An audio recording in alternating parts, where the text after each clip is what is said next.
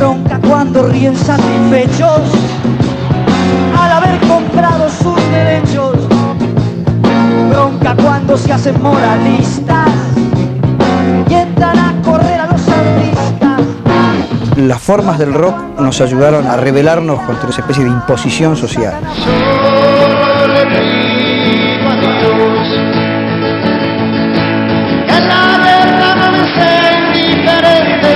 Tenía 14, 15 años, escuché jugo de lúcuma chorreando en mí. Fue como una especie así de torbellino. Jugo de lúcuma chorreando en mí. En una etapa importante la marca Sui Generis, con letras que, digamos, que se instalan en la gente como si fueran sus propios sentimientos.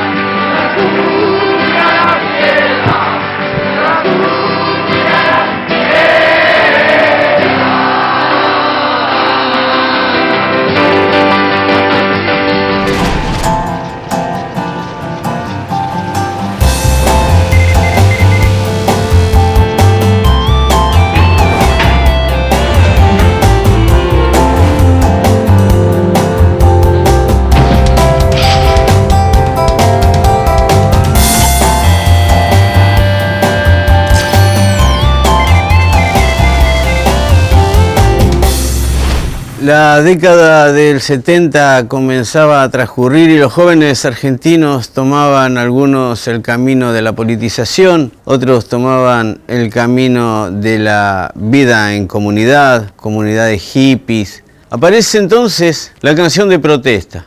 Estaba llena de poesía, repleta de poesía, pero con un contenido social que trataba de pintar algunas de las situaciones no muy felices que estábamos pasando.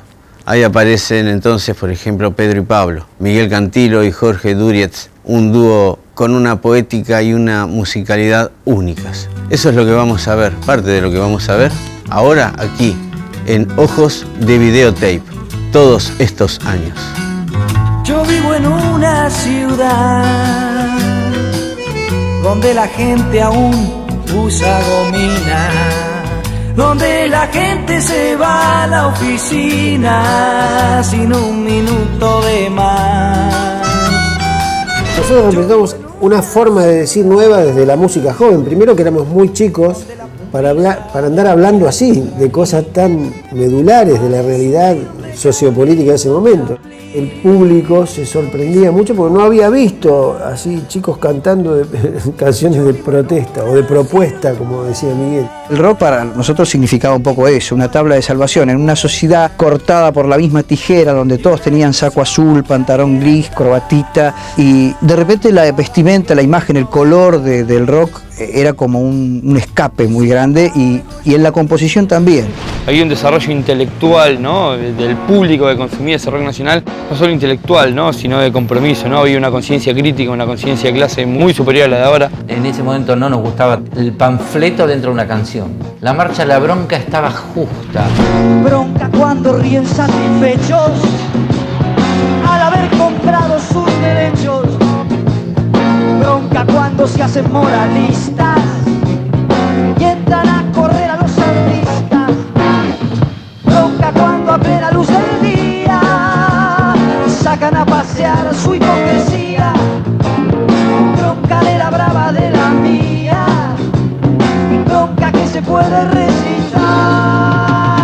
Nosotros no éramos conocidos, cuando todavía no había salido la grabación de la Marcha de la Bronca, nosotros la presentamos, estallaron, me acuerdo, todo el mundo de pie gritando. La libertad que proponía John Lennon o que proponían la mayoría de los compositores de rock fue como una válvula de escape para algo que de alguna manera era vivir en dictadura, ¿no? A pesar de que no era la misma dictadura que vino después, pero era una dictadura y esa presión se sentía mucho. Las formas del rock nos ayudaron a rebelarnos contra ese modo de vida que de alguna manera veníamos mamando desde toda la adolescencia, ¿no? Esa especie de imposición social.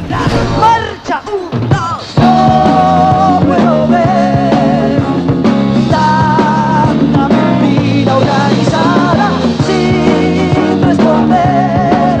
La voz bronca, de bronca, de bronca.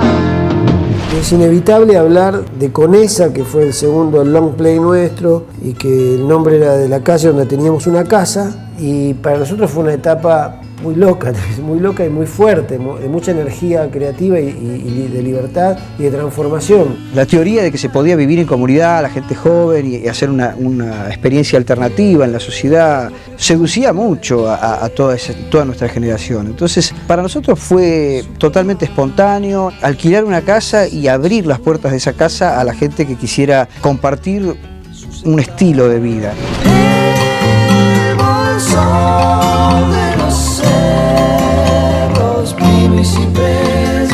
Los 60, final de los 60, principios de los 70, los Beatles se van con el Maharishi, en la búsqueda interior.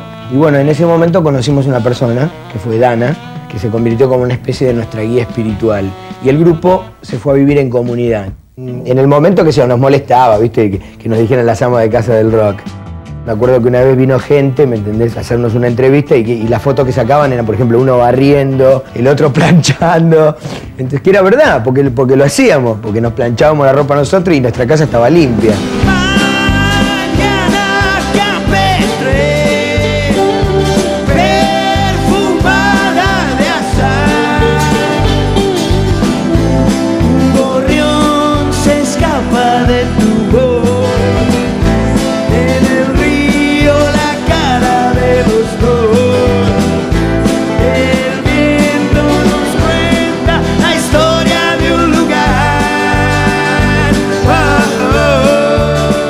Veníamos de un medio cultural y sociopolítico un poco diferente al del que venían casi todos los demás músicos de rock.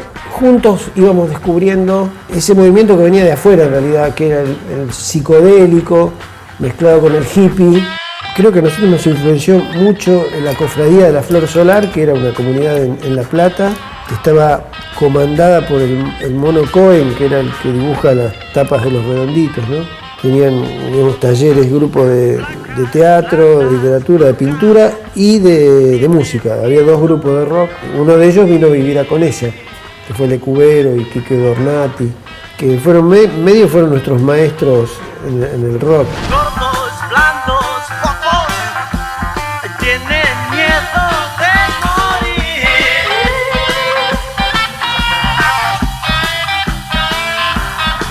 Fue un grupo de gente que en un pequeño microespacio nos aislábamos de ese mundo terrible que nos estaba rodeando y procurábamos crear un espacio artístico, digamos. Creo que hoy día todavía en la ecología, en la defensa del medio ambiente, están ciertos principios que también fueron acuñados en esa época. Catalina tenía la rutina del eterno crepúsculo en la piel, su comarca de sexo en una esquina, su sectaria de pecho en un vaivén. Cuando llegué a Buenos Aires, al poco tiempo sentí que toda la juventud estaba politizada. Todo el mundo estaba queriendo de que vuelva otra vez Perón con la democracia. Y así fue que empezaron las primeras manifestaciones en las calles. Así que en un momento compuse mi primera canción y fue una canción política. Hombres de hierro que no escuchan la voz, hombres de hierro que no escuchan el dolor, hombres de hierro que no escuchan el grito. Gente que avanza se puede matar, pero los pensamientos quedarán. Para mí el origen verdadero del rock and roll es el de Gieco. Algunos dicen que es del palo del rock, otros te van a decir que no, para mí es el más rockero de todos. Voy bajando por caminos que cruzan las tierras mansas. Qué bueno es olvidarse un poco de la gente que nos roba y que nos mata. En el año 73 yo trabajaba en Entel, así que un día a la mañana me tomé un taxi porque llegaba tarde y en la radio del taxista, en Callao y Corrientes, escuché El País de la Libertad. Entonces me agarró una emoción tan grande que le dije al taxista, pare acá. Me la pasé todo ese día caminando desde Callao hasta el Obelisco, cruzándome a Corrientes, viniendo otra vez hasta Callao, revisando las librerías y las disquerías para ver si había salido el disco.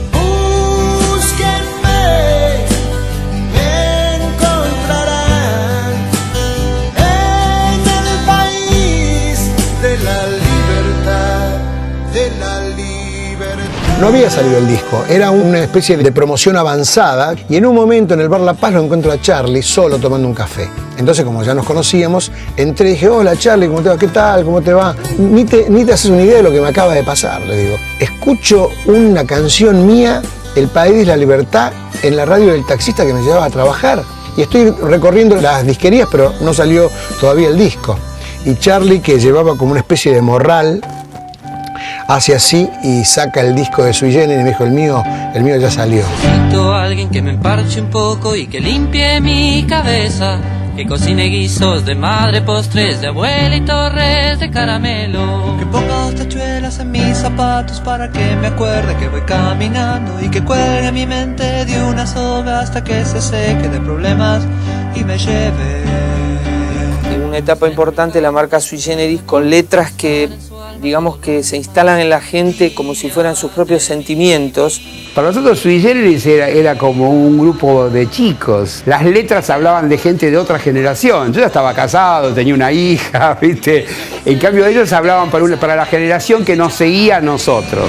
El consorcio se reunió y del capitán se habló y las damas indignadas protestaban. Pero el capitán faltó y a la reunión no asistió.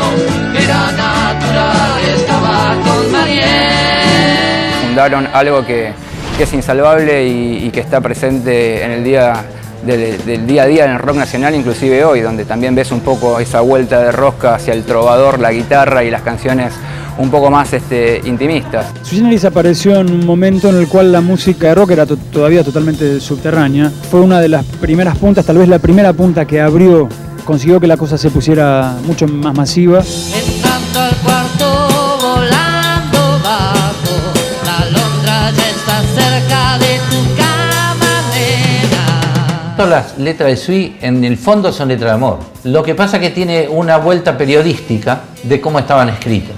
Y había mucha censura. De hecho, después en instituciones, de alguna manera que fue algo de protesta. Fue como un reflejo de, como sacarle una fotografía a la sociedad en el año 74 al 75.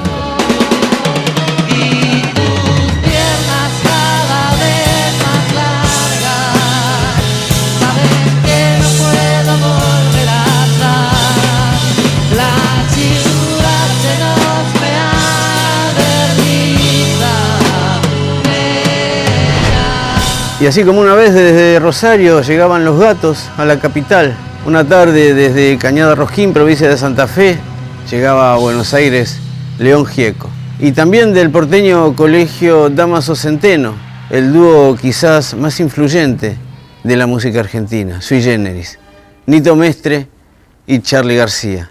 El rock empezaba a tomar forma. Y si faltaba algo para ponerse un poco más pesados, en un rato vamos a ver a Billy Bond al frente de la pesada del rock and roll y nada menos que Papo, con Papo Blues. Esto es Ojos de Videotape, todos estos años. En alguna de nuestras ediciones anteriores ya asomaba a la cabeza ese gran monstruo que fue la pesada del rock, Billy Bond, al frente de un colectivo de músicos, en algunos casos buenísimos y en otros sensacional, desde Claudio Gavis, Cubero Díaz, Alejandro Medina, Luis Alberto Spinetta, Papo. Nadie se quería perder la experiencia de la pesada del rock. Realmente un final quizás acorde a lo que eran, en el fondo triste, con un pequeño incidente en un show en el Luna Park, cuando a Billy Bond se le ocurrió gritar, rompan todo. Y todos le dieron bola. Eso es algo de lo que vamos a ver ahora, aquí, en Ojos de Videotape, todos estos años.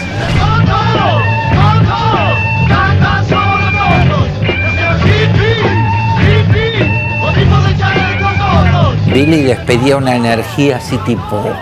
Yo lo veía como un rebelde absoluto de cómo se vestía y todo, y era lo más. Y la banda sonaba súper bien. La Pesada de Rock, como movida musical, fue un nexo entre el rock antiguo y el rock nuevo argentino. Porque de La Pesada salieron grupos como Sui Generis, David, Pescado Rabioso. En un momento en que, después de la separación de Manal y Almendra, era como el rock se había parado.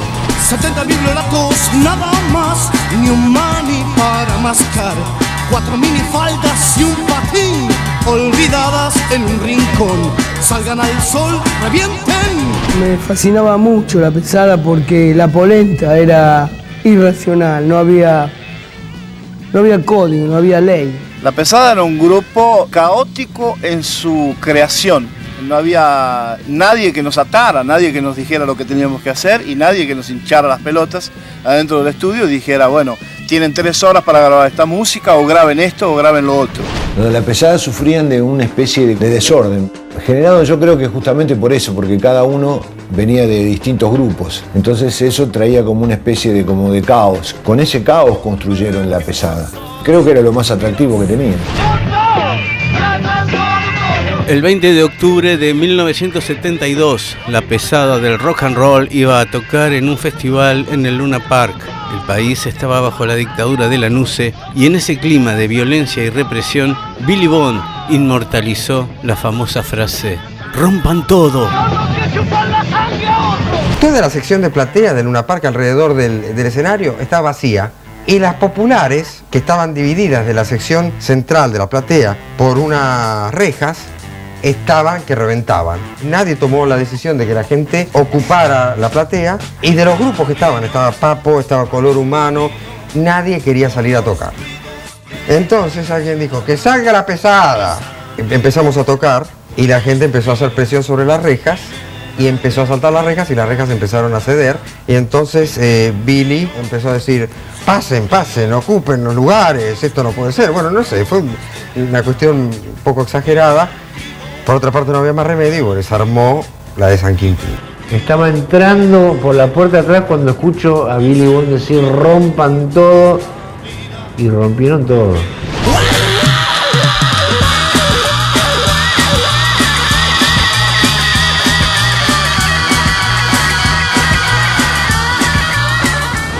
Luego de su paso por Los Gatos, Papo Napolitano continúa su carrera con Papo's Blues. Lo acompañaron David Lebón y Black Amaya.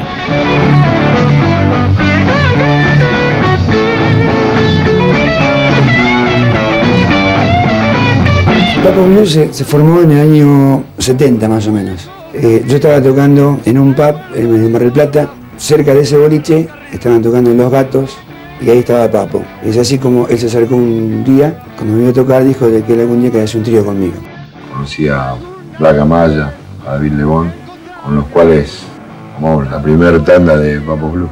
Hay momentos en que tocábamos jazz, entonces teníamos que hacernos una seña. Yo con la guitarra siempre enseñaba a David Lebón y Black Amaya, y en ese momento había que volver a la estructura. Muchas veces cuando yo voy muy lejos de aquí, recuerdo la historia del ferrocarril. Lo que es las letras, sin hablar de la sociedad, hablando de la sociedad, sin caer en la religión, hablar de la espiritualidad, para mí representa una etapa muy zarpada del rock nacional. No solo quiero hacerte el amor, caminando un rato bajo el sol. Gran blusero, el Jimi Hendrix argentino. Junto con Spinetta, uno de los artistas más impresionantes a nivel mundial.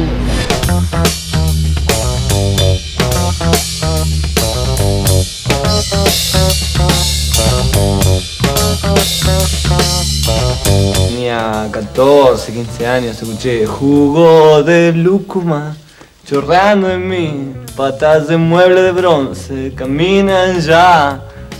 Y eso fue como una especie así de torbellino. Jugo de lúcuma chorreando en mí, patas de mueble de bronce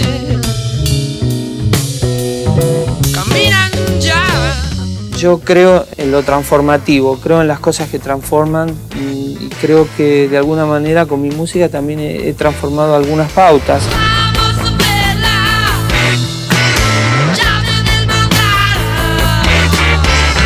Es probable que Luis haya tomado una beta un poco más poética en Invisible. También responde a las épocas, ¿no? Porque durante la época de Pescado, digamos que el apogeo era del rock pesado. Mucha gente que inclusive gusta mucho de mi música dice que la primera escuchada es como sorpresiva y todavía uno no le pesca nada. Y después entran en la etapa de decir, bueno, es muy lindo. Probable que en Invisible se haya permitido así volar un poquito más, ¿no? Que hacer cosas un poco más fuera de la tierra, ¿no? Ahí va el Capitán Beto por el espacio con su nave de fibra hecha en Aedo. Con 3 discos editados en 1975, Sui Generis, la banda de Charly García y Nito Mestre, se separa con un histórico show que titulan Adiós, Sui Generis. Para hacer esta armonía es preciso un nuevo ser, capaz de nacer 1000 veces sin crecer. Cuando nos dijeron hacer Luna, bueno, tirate el lance de hacer Luna. Después filmaron una película y a los 15 días se agregó la segunda función, cosa que nos parecía toda una cosa rarísima que nos esté pasando a nosotros. Era como una escala muy grande para la media de los conciertos de rock en esa época. El de arriba dijo, esto van a ser historia. Y yo estaba en esa historia. La banda se sonaba todo, los temas estaban buenísimos, Charly estaba en un momento muy bueno, con mucha proyección de futuro, y se notaba que Charly iba para más. Hecho de su cuarto, no tienes profesión. Tuve que enfrentarme a mi condición. En invierno no hay sol. Eran 15.000 personas la primera función. En el año 75 de mucha gente. Grande, mediano, Reconcheto, el Vago, el Hippie, estaban todos ahí. Todos éramos así, estábamos más o menos en 5º año del secundario o por ahí, ¿entendés? Todos íbamos con zapatillas, con el jean, con la campera. Aparece Charly con una galera, con una barba, con un pelo más largo, qué sé yo, y saltando como un canguro arriba del piano. Pero todo sonaba de lujo. Abrió la puerta, vio a su madre recién muerta y la sangre en el chaleco se limpió. Guarda a su madre en el ropero, le puso más leña al fuego. El invierno muy crudo se avecinó. Llamó a su esposa y le dijo, ama está muerta en el ropero. Por supuesto si yo la asesiné. Ella puso mal la mesa, le dio un hacha en la cabeza y la sangre está pisado, me macho. El final, digamos, cuando Charly anuncia que bueno, que es el último tema, la gente acompañó con una euforia y una alegría gigante. Chao, chao, chao, chao, chao.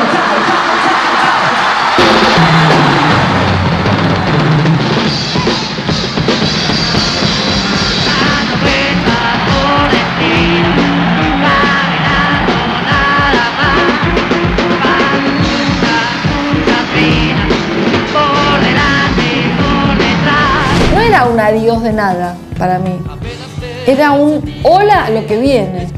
Era obvio que Charly estaba en un momento muy alto de creatividad. Todo eso lo desplegó en ese show. Fue Hola Charly. Y sacudir un poco las paredes gastadas y siento las preguntas de tu voz. Y las cuñas las piedras, y las cuñas las piedras, y las cuñas piedras también. Y el rock es así, de la pesada de Billy Bond a Adiós Sui Generis. Dicen que John Lennon, cuando el sueño hippie estaba en plena ebullición, después del hecho del clan Mason asesinando a Sharon Tate y del festival de Altamont organizado por los Rolling Stones y que terminó en una tragedia, ahí es cuando John Lennon dijo, "Dream is over", el sueño se terminó. Quizás el adiós sui generis fue el final de un sueño, de una etapa del rock. Después de eso vendría otra etapa, la de la pálida. Algo de eso te vamos a mostrar aquí, en Ojos de Videotape, todos estos años. Y acá llegamos al año 1976, un año triste para la historia de la Argentina. Años donde el rock vivió exilios, censura, persecución. No obstante, bandas como Invisible editaban en ese momento El Jardín de los Presentes, y Charly García, post sui generis, comenzaba con ese gran proyecto que fue La Máquina de Hacer Pájaros, una banda que fue el paso inicial para lo que después sería el gran momento de Charly con Serú Girán, aquí, en Ojos de Videotape, todos estos años. Se comunica a la población que a partir de la fecha el país se encuentra bajo el control operacional de la Junta Militar. Se recomienda a todos los habitantes el estricto acatamiento a las disposiciones y directivas que emanen de autoridad militar. Firmado Jorge Rafael Videla. Charly tenía gente que lo revisaba, gente que lo controlaba. A mí, por ejemplo, venían a mis conciertos y me decían las canciones que tenía que cantar o no. Hasta que empezó a funcionar una cosa que se llamó Confer. Estaba al mando de un militar que determinaba qué canción se podía cantar o qué canción no. Cuando hay persecuta, ¿no es cierto?, y se reprime, esa persecuta se transforma en una paranoia espectacular. Un tipo que tiene pelo verde ya es como un subversivo, el tipo, si tiene pelo verde, ¿entendés? Y después venía la autocensura que hacía el canal del frente, que ahí no estabas prohibido a lo mejor, pero como se había enterado que te habían prohibido acá, por las dudas, decían, no, mira, me dijeron, siempre te decían, me dijeron de arriba, vos mirá para arriba, no, de arriba no hay nada, ¿viste? Cuando se habla de tu tierra, sos lo más original. Pero en el resto del día, nadie te habla como tal. Cuando yo me fui hace un año que no tocaba en ningún lado porque estaba prohibido en las radios en todos lados y no tenía un mango ni para comer y ya había vendido instrumentos y de todo, pero además también me jodían en los lugares donde aparecía, me llamaban por teléfono, la llamaban a mi vieja, que esto, que lo otro.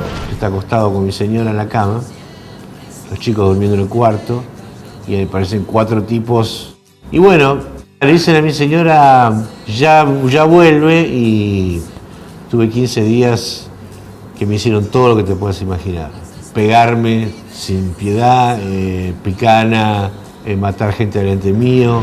Nosotros solamente queremos saber dónde están nuestros hijos, vivos o muertos. No sabemos nada, ya no sabemos a quién recurrir. Consulados, embajadas, ministerios, iglesias, todas partes se los han cerrado. Por eso les rogamos a ustedes, son nuestra última esperanza. Por favor, ayúdennos.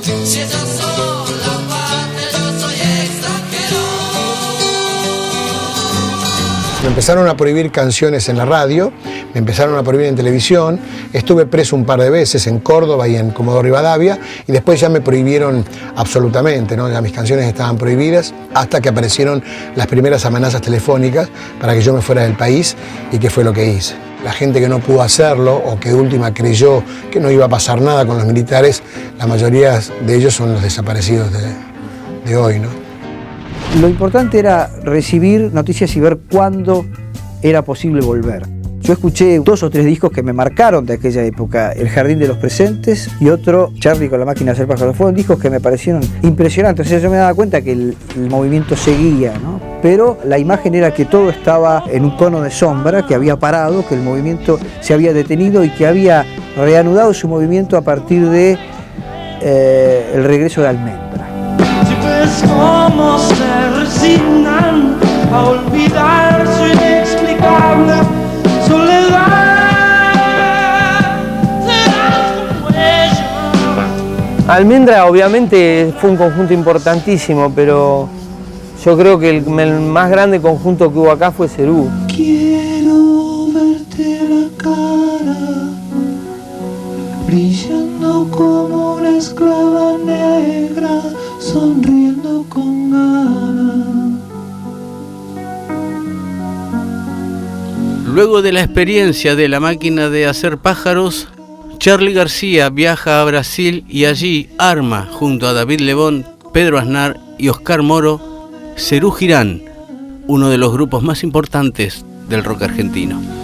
Ni que me dé la inyección a tiempo, antes que se me pudra el corazón, ni caliente estos huesos fríos, nena. Estuvimos un año en Bucios, me acuerdo, componiendo, nadando, llevábamos 2 motos, andábamos en moto todo el día y ahí salieron todas las canciones, salió Tileida, salió Seminare. Esas motos que van a mí, solo el viento te harán sentir nada más, nada más. Si pudieras olvidar tu mente frente a mí, sé que tu corazón diría que sí. Nos fuimos a San Paulo a grabar, yo sin saber nada, aparece una noche un taxi a las 3 de la mañana con Moro y Pedro Aznar. Yo a Pedro nunca había escuchado en mi vida y me acuerdo que teníamos todo armado y enchufamos a las 3 de la mañana y nos pusimos a tocar y cuando yo lo escuché a Pedrito tocar me fascinó. Fue cosa de ponerse a tocar, estuvimos tocando 20 minutos, media hora así sin parar, improvisando, tocando lo que primero se nos viniera a la cabeza y paramos y dijimos, somos un grupo.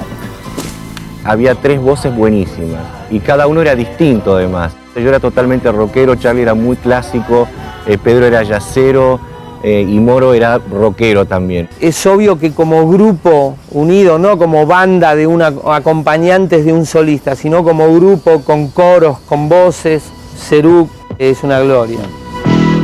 ¿Cuánto tiempo me llevará? ¿Cuánto tiempo me llevará? ¿Cuánto tiempo me llevará? ¿Cuánto tiempo me llevará? No había libertad para expresarse, por lo menos en lo literario, ¿no? O sea que todo era a través de unos códigos secretos lo más inofensivos posibles. ¿Quién sabe, Alice, este país no estuvo hecho porque sí? Te vas a salir, pero te quedas donde más vas a ir. Es que aquí, ¿sabes? El trabalenguas, el asesino te asesina y es mucho para mí, lo siento. Se acabó ese juego que te hacía feliz. En general fue una época que nosotros arriesgamos nuestras vidas haciendo esto.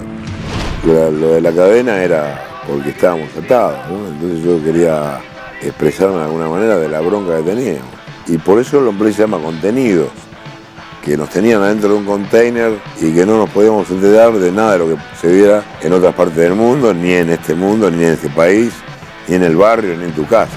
En 1980, Norberto Papo Napolitano funda la banda Riff, inaugurando la etapa de música heavy metal en Argentina. Riff fue una patada en los huevos a muchos, ¿no? Y principalmente a muchos músicos también.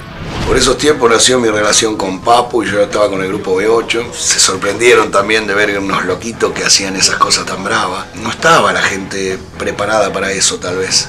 La gente del mundo del rock y de los conciertos venían de escuchar, qué sé yo, a grupos como Spinetta, Voz Dei, Nito Mestre solista, y aparecía eso como un baluarte poderosísimo de una expresión brava, ¿no?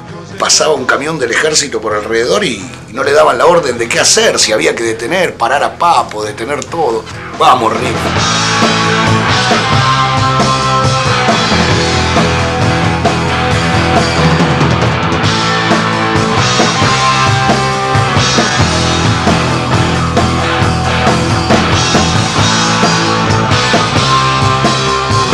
Ahí teníamos algo de Serú Girán, el gran cuarteto liderado por Charly, con David Lebón, Pedro Aznar y Moro.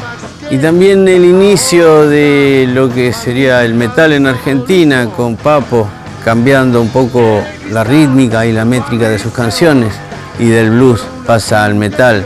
Dicen que bastante influenciado por una banda que se iniciaba también en ese momento en Australia, que era AC/DC. Todo eso es lo que estaba pasando en estos momentos, pero vendría más. No necesariamente una historia hermosa, pero sí una historia que también marcaría el rock argentino. En un rato aquí, en Ojos de Videotape, todos estos años. Y así llegamos al año 1982. Estalla la Guerra de Malvinas. Argentina se enfrenta a Inglaterra y en plena dictadura se prohíbe en las radios la difusión de música en inglés, lo cual genera un triste y muy impresionante apoyo al rock argentino. También se realiza el Festival de la Solidaridad en medio de polémicas entre músicos que hasta hace poco tocaban en los mismos lugares. Todo eso es lo que vamos a ver aquí, ahora, en Ojos de Videotape, todos estos años.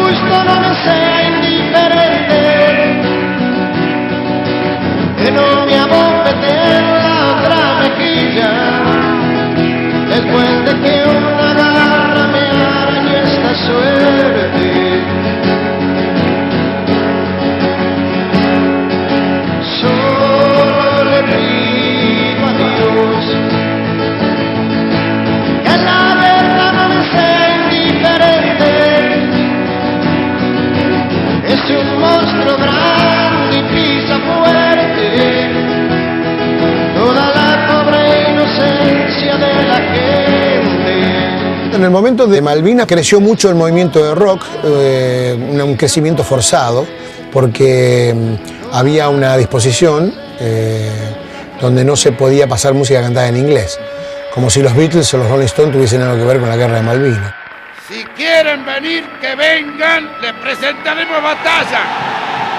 Todo el mundo estaba haciendo algo por Malvinas, mucha gente estaba donando cosas, entonces el rock en un momento fue apurado de alguna forma y pensamos, hagamos un concierto por la paz y por los chicos de Malvinas. Yo nunca vi tantos músicos de diferentes corrientes, orígenes, ondas, comulgando con un proyecto, digamos, como era simplemente de tocar gratis a cambio de que el público llevara alimentos no perecederos, ropa. ¿Qué tal? ¿Cómo están? ¿Bien? Todo muy bien. ¿Feliz? Sí, muy contento, muy contento. Esto es increíble.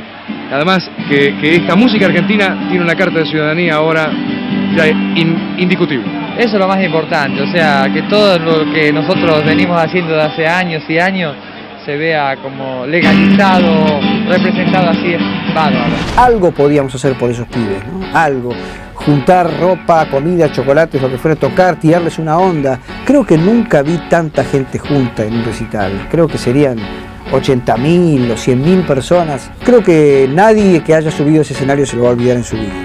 Hoy sales a la calle y que ves gente de pie y sin hablar, personas esperando cambiar, con ansiedad, sin saber qué, soñando su futuro espacial en la ciudad de los robots que no hay. Las páginas del diario ya son repetición de la ficción. Allá se escuchaba la cadena azul y blanca, que estaba Radio Rivadavia y Radio del Plata, y lo transmitieron en directo. Se pudo escuchar, no todo, porque estábamos con las guardias, era de noche, a la noche siempre estaban los bombardeos, pero había como expectativa porque significaba que iba a venir comida, que iba a venir bufandas, que iba a haber ropa, que iba a haber abrigo, cosa que después en la lógica los militares era imposible porque ellos, en los pocos vuelos que hacían del continente a las islas, tenían que llevar municiones, por ahí sí alimentos, pero bufandas, camisetas. Obviamente que nunca lo hicieron y no lo iban a hacer. Yo tenía ya un tema muy metido, que era algo de paz, y que yo lo venía cantando. Y entonces, antes de subir, coronel Oroqué, con una pistola jugando, me dice: hoy, Raúl, no es para cantar algo de paz. Algo de paz, algo de paz, algo de paz, algo de paz.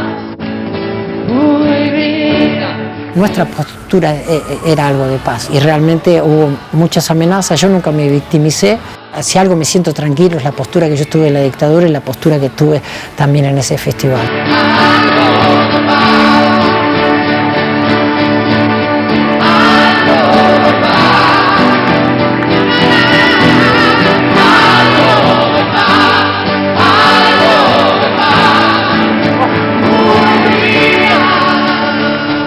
Cuando nos juntábamos 4 o 5 después de las guardias o en las carpas a comer o a charlar, a hablar de nuestros afectos, nuestra familia, había el momento de la música. Canción para mi muerte, obviamente que era una canción que me acompañó mucho, ¿no? Hubo un tiempo que fue hermoso y fui libre de verdad y lo sentí en Malvinas. Y me acuerdo cuando estuvimos en los campos de prisioneros que cantábamos esa canción ya y se escuchaba de carpa a carpa, ¿no? Es un tema que habla de cuando todo pase y llegue la paz y llegue la unión entre todos los latinos y entre todos los hermanos que estamos aquí. Música del día, el sol nos dice que hay armonía, armonía.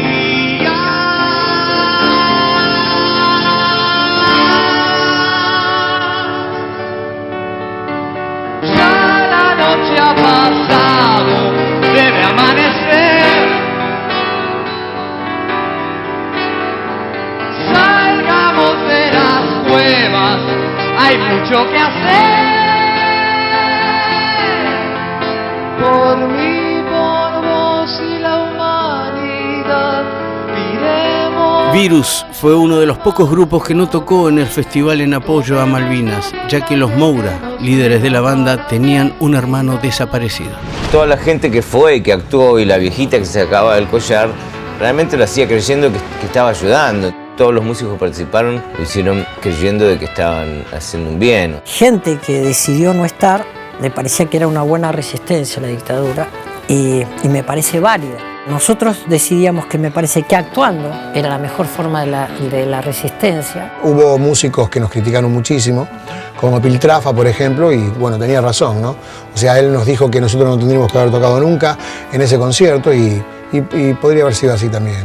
Podríamos haber no habernos manifestado. Imagínate el Festival de la Solidaridad Latinoamericana cuando se juntaron todas las momias, los podían ver millones de personas por televisión y convocar a 80.000 personas en obras, no le importaba nada de la vida de los pibes que estaban ahí en el sur. Nosotros creíamos que podía ser útil y además toda la recaudación de todas las cosas que se consiguieron era para... creíamos nosotros que era para los soldados de Malvinas cuando de pronto aparecieron chocolates con cartitas adentro que se vendían en Rosario, ¿no? Fue una malaria así total, fue un engaño absoluto en donde por supuesto le doy la razón a Piltrafa. Hola Luis. Hola, ¿cómo estás, Juan Alberto? Feliz de verte, feliz de saber lo que sentís adentro al estar hoy sobre este escenario. Le agradezco a todo el público que vino y al público que nos está apoyando desde el televisor también, porque esto de alguna manera es lo que es la juventud argentina. Es la reafirmación. Sí, totalmente. Chao Luis, al escenario. Mi resto con el despertar, aunque se pudra mi boca por callar. Ya lo estoy queriendo, ya me estoy volviendo canción, barro tal vez, y es que este es mi corazón.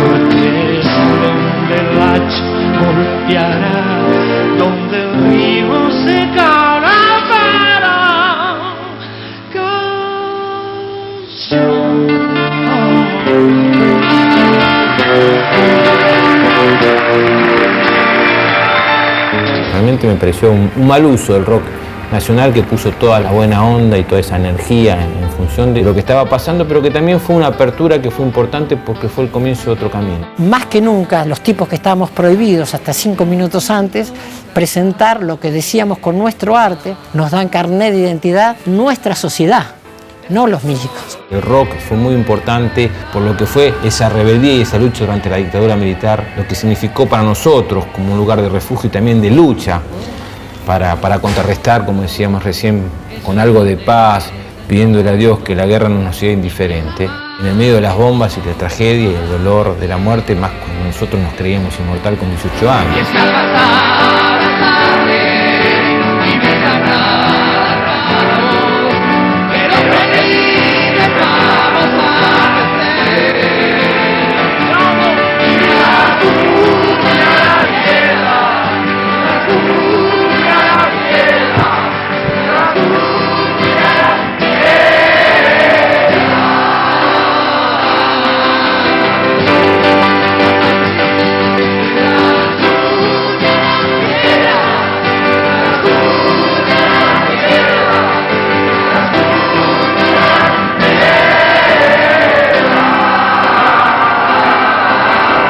Y como siempre pasa, después de la peor noche vuelve a amanecer.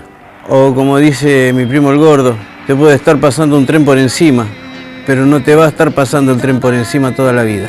Un día se termina la dictadura, vuelve la democracia a la Argentina y ahí vuelve a florecer otro rock que vamos a tener dentro de poco aquí, en Ojos de Videotape, todos estos años.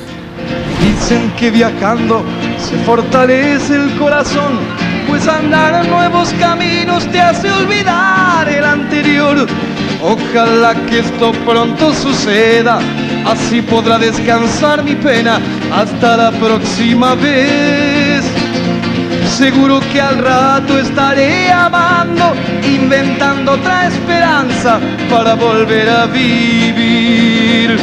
Creo que nadie puede dar una respuesta, ni decir qué puerta hay que tocar.